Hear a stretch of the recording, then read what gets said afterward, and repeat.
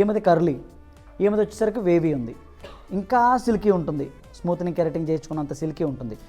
వీళ్ళకి straightening చేయాలనుకోండి temperature అనేది కొంచెం ఎక్కువ పెడతాం, ఓకే. బట్ వీళ్ళకి చేయాలనుకోండి టెంపరేచర్ అనేది తక్కువ పెడతాం అనమాట. ఈ కర్లీ హెయిర్ నుంచి సిల్కీ రావాలంటే కొంచెం టెంపరేచర్ ఎక్కువ పెట్టి చేస్తారనమాట.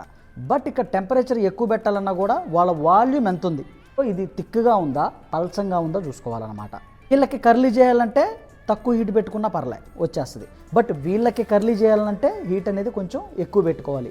బట్ ఇందులో కూడా వాల్యూమ్ ఎంత ఉందో చూసుకోవాలి, థిక్గా ఉందా పల్చంగా ఉందా.